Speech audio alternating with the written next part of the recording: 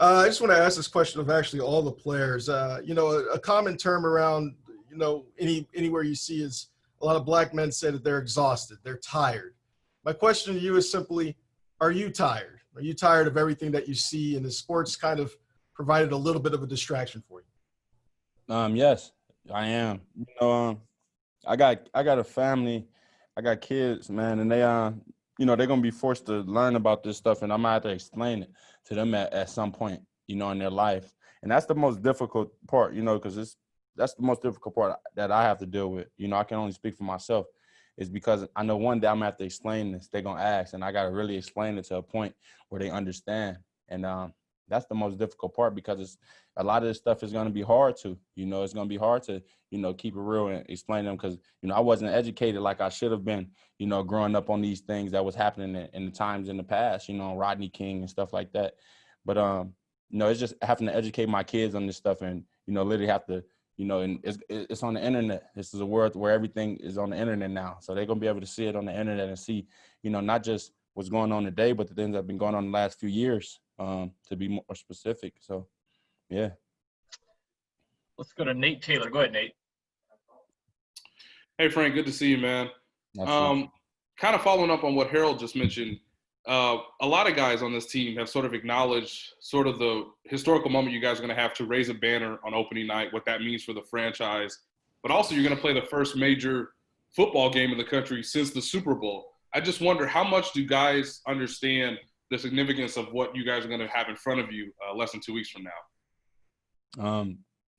Some guys don't have a clue because, most of them haven't played on the opening night, you know what I mean? Or, you got guys that's filling in roles and coming in and playing in big games, so it's going to be a lot of pressure on them. But to that, I can say that you got to just take it all in. You're coming off a good season where we won the Super Bowl, not as good as we should have started the season, but, when you finish winning the Super Bowl, it kind of, takes away all the bad.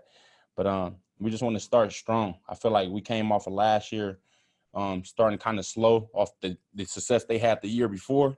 So, and then myself coming in, with everything, all the distractions of getting paid or, all this stuff going on and with the injuries and stuff, me starting slow, me being a player who I am and me knowing who I am, I can't afford to start slow, because I know it can jeopardize my team.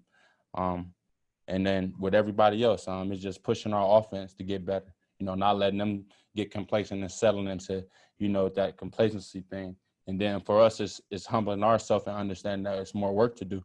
We understand that we got a great offense, but, we want to be an even better defense. See some more flash to what happened, towards the second half of that season rather than, the first half. Let's go to Sam McDowell. Go ahead, Sam. Hey, Frank. What's going on, man? How you doing, Sam? Good. I'm wondering just what sort of conversations you guys have had for, as players as far as potential demonstrations or protests on opening night. Oh man, yeah.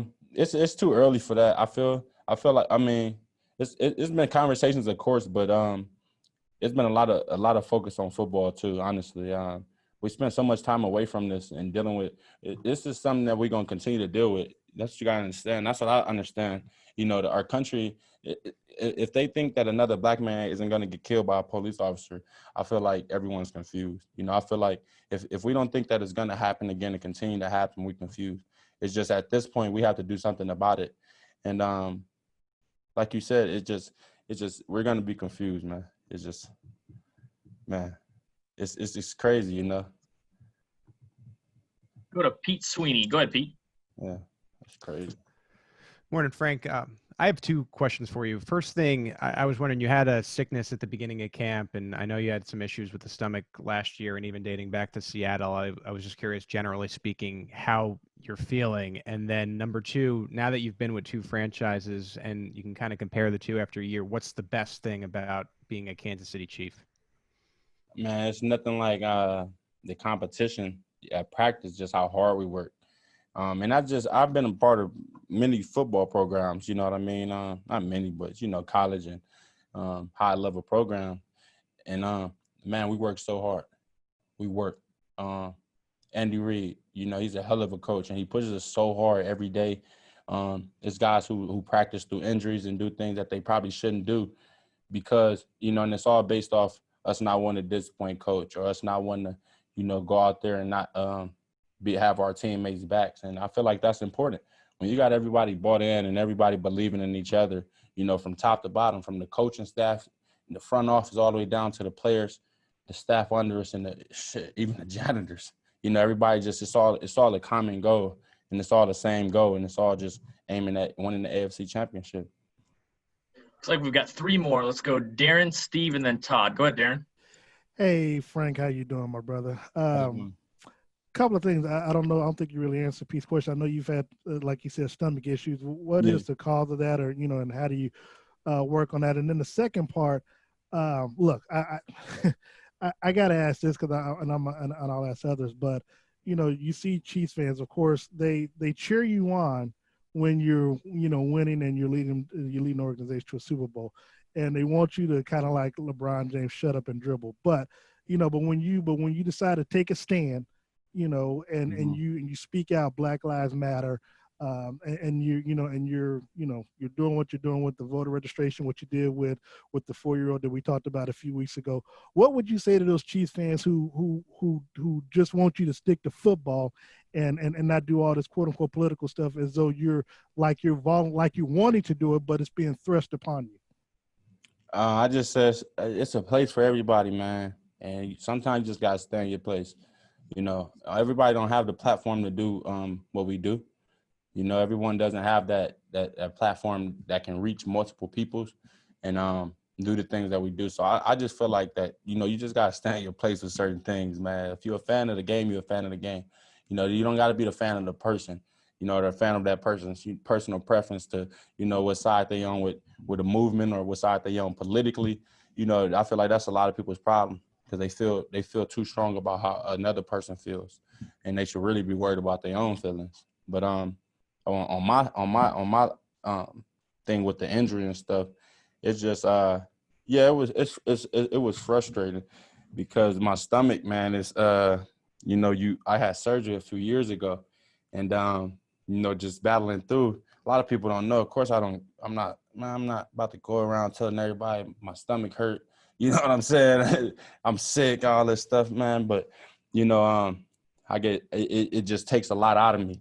Just physically, it takes a lot out of me when my stomach starts acting up. I had episodes. Basically, it's like I have real bad acid.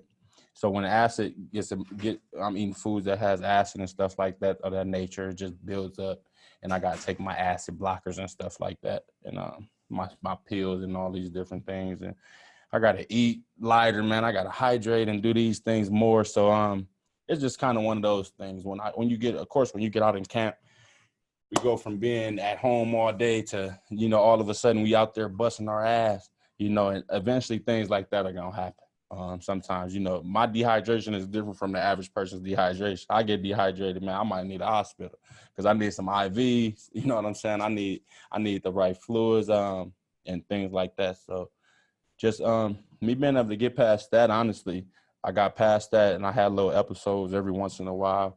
The last one I had before then was before the Patriots game. So I just had little episodes every once in a while if I don't got my right medication. But we got all that under control. The staff up here, they do an excellent job of taking care of me, man. And hats off to Rick and his staff up here. Oh, Julie too. That's my dog. She hold it down. But yeah, shouts out to them, man, because they did a hell of a job of just making sure, I was good, getting me back out there. And, now I'm rolling, getting my feet up under me, and I'm ready to go into this season, man. Got the last 2. Let's go Steve and then Todd. Go ahead, Steve. Hey, what's up, Frank, man? How you doing? What's up with you, brother? Not much, man. You said you have to worry about your stomach. You also have to worry about explaining to your kids what's going on in today's society. Not only that, but COVID's still out there, training camp, just the racial issues, and most recently Kenosha, Wisconsin. Yeah. So just how hard is it as a Black athlete, is it for you to go out there and focus on what you need to focus on the field as you're preparing for Thursday night's football game? I mean, it's hard because all they want us to do is play football anyway. You know what I mean? But at the end of the day, you have a job, and you have to it's your duty to you have a contract and you have a job. And when you have a job and you have a contract, you know, it's your job, you know, to finish that. So whatever it pertains to, if they tell you got to be somewhere, if they tell you got to do something, you got to do it. The frustrating part is when you want to speak out about certain things, or you want to use your voice and your platform to speak out about certain things, and you don't have the courage to because of, you know, how something in that organization may be ran or how you may feel, you know. So it's kind of hard, but like I said, when you can take small groups and you can take your people who can reach certain other groups, you know what I mean? You can educate your children, you can educate the people who might not understand, your homeboy in the hood who might not be watching TV or understand what's really going on.